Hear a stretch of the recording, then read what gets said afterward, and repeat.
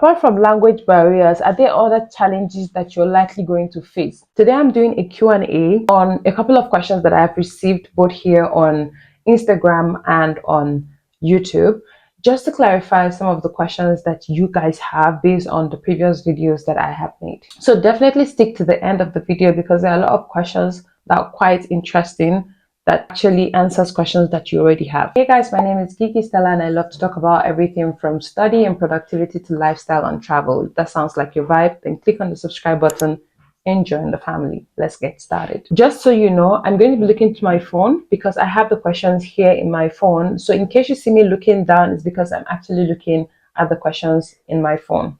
One of the biggest questions that I got was questions around when resumptions or when admissions were going to start. To answer this generally, programs here starts either in February or in October. As October has already passed, the next academic session will be resuming in February 2025. Now, something you need to understand, not all the programs resume in February 2025. However, there are programs that resume both in October and in February.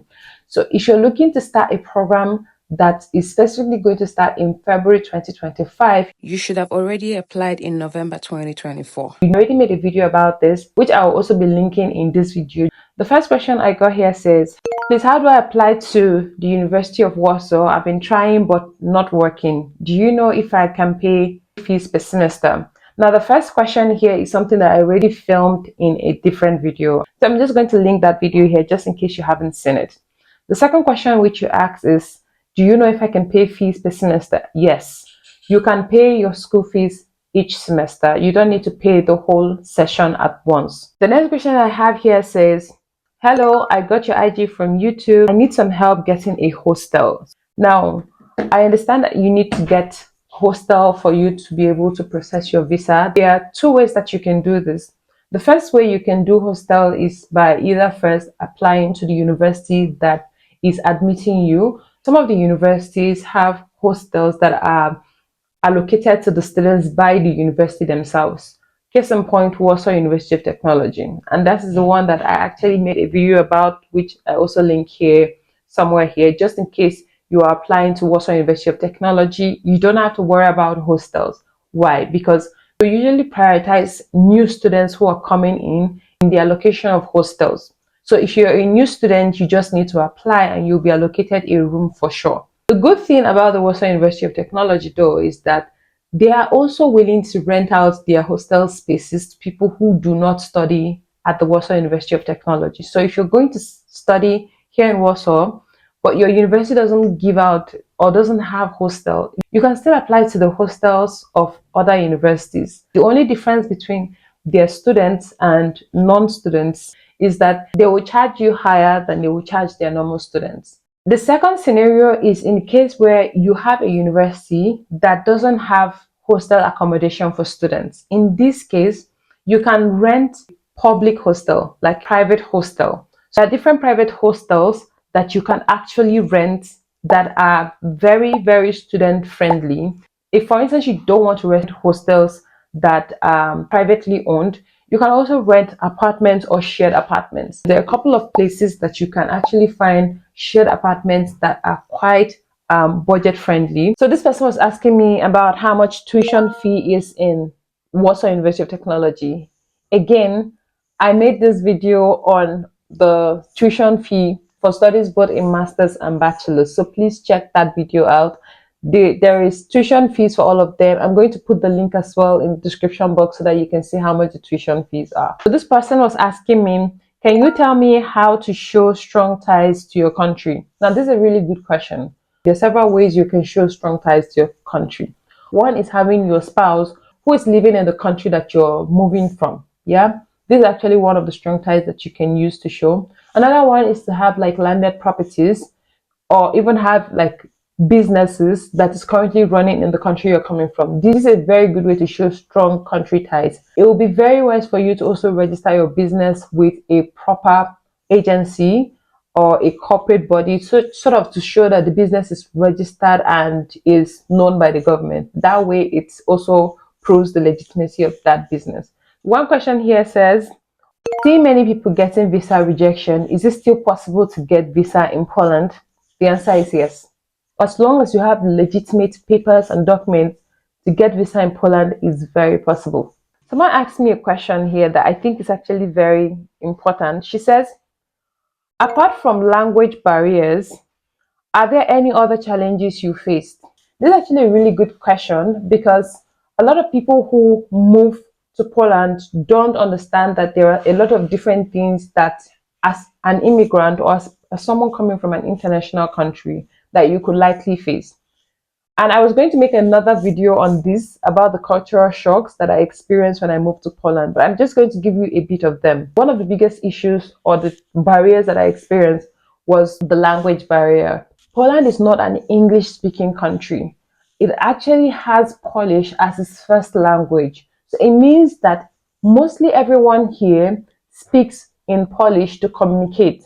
Public universities, public hospitals, the train stations, literally everywhere you go, the official language used here in Poland is Polish. For the place where I am, which is Warsaw, it's not unusual for you to meet a lot of people who are able to speak English. But the thing is, you're still going to find like some of those challenges when you go, for instance, the hospitals. If you go to public hospitals, which are better by the way, because they have like better healthcare than the private ones, you probably will face problems with having to communicate with the doctors or with the attendants.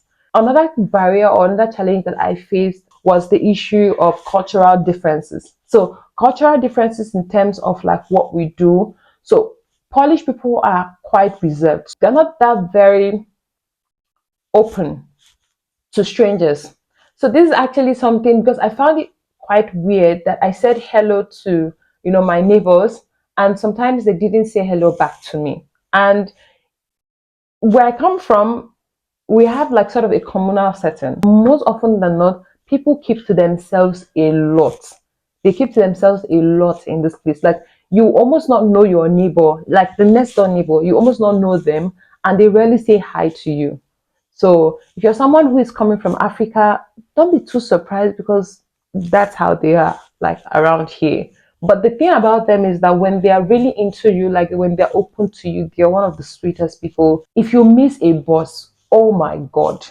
Like this was one of the big challenge. Like if I needed to get to class, I needed to get out at a certain time. The minute I miss that time, if I have a class of 8:30 and I haven't left the house by 8:15, best believe that I will not be able to meet up that bus that is coming by 8:20. I'm already late for that class. The last one, which is the biggest barrier, is the issue of loneliness. This is a big issue. My God. You're moving to Europe, whatever part of Europe, or you're moving to North America, wherever it is. You're moving from a place where there is a big sense of community to a place where people are more likely to like mind their businesses. The biggest problem that most Africans who moved to this country have complained about is the issue of loneliness and depression. This is mainly for two reasons. The first reason is the fact that we're moving from a place where there is a big sense of community. Most of us come from a place where everybody is in everybody's business. Like to me, I'm sort of an ambivert, so I don't really go out that much. I'm sort of the kind of person you call a homebody, and I'm selectively extroverted, if that makes sense. But I used to like my company a lot, so I didn't think that this was going to be a problem for me. How wrong was I? Because when I moved to this country, nobody prepared me for the amount of loneliness and the amount of depression I was going to face. For the first 3 months of my life, it was very depressing. So if someone didn't see you for 2 days, they're coming to knock down your door. They want to know what's up.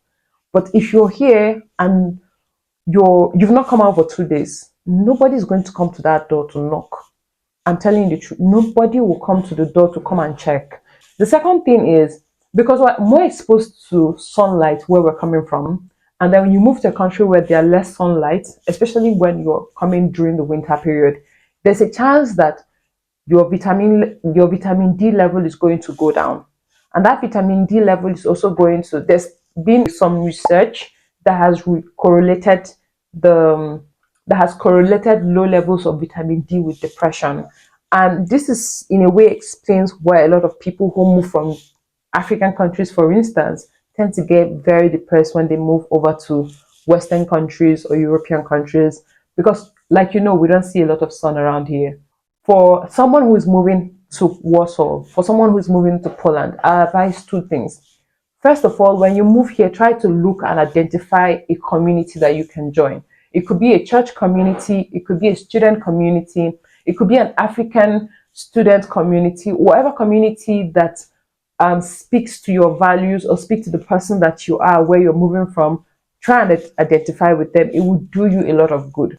The second thing I would say is to try to get vitamin D supplements. You can buy them off the counter, or you can ask a doctor to recommend for you. It depends on what you need. Eat a lot of vegetables, fresh vegetables. We have some of them in the African shops. They don't come all the time, but when you can lay your hands on one or two, please try as much as you can to eat some of these vegetables to help you keep sane. One other question I have here says, I'm a student in Warsaw studying for a bachelor's course. I need to do notification for my high school document, but I'm not able to find an appointment in Warsaw. Can I get it done in some other city like which? This is a very good question, and I already answered this question again in notification video. If you're living already in Poland and you're in Warsaw, but you want to do it in another city that has lower or less international students, this is possible. Which is a city that doesn't have that has international students. Yes, there's a lot of international students there, but they are not as high as students that are here in, like, for instance, Warsaw or Wrocław, etc. So yeah, this is a really good idea. You can do it in which. I'm a student from Bangladesh and I just finished my high secondary school education in Bangladesh. I'm willing to continue my bachelor's in Warsaw University of Technology, Aerospace Engineering Faculty. I'm badly in need of information about the October 2025 intake. Now, for the October 2025 intake, if you need to get into the admission for October 2025 intake, you need to target June, July. That is when the portal is going to open. And for you to be able to apply, you need the 4 documents that I will attach here. So go through this video and you can see all the documents that you need to have for this particular intake. Please, I want to apply to Warsaw University of Technology, Masters in Production Engineering for February intake. I watched some of your videos on YouTube and you stated I need my certificate, transcript, receipt of payment, and passport. Please, my transcript is a document. Can I use it to apply, or would my school need to send the transcript to the school? If you want to apply to a particular program, you can go ahead and apply with the document, the transcript of document that you have. School does not need to send to the school. You don't need an official transcript from your school for your application.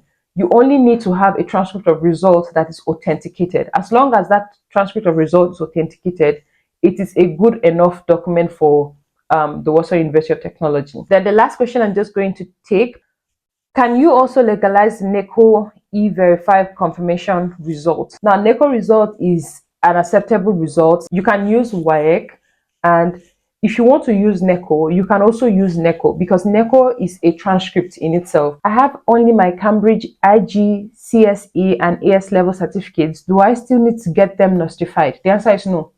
You don't need to get this notified. These are worldwide accepted documents. There's no need for the notification. Thank you so much, guys, for watching this video. Thank you so much for sticking to the end. Remember to like, share, and subscribe to the YouTube channel and help the family grow. I will leave you as always. Remember where you're coming from, remember where you are, and remember where you're going. Until the next episode, it's all shades of love.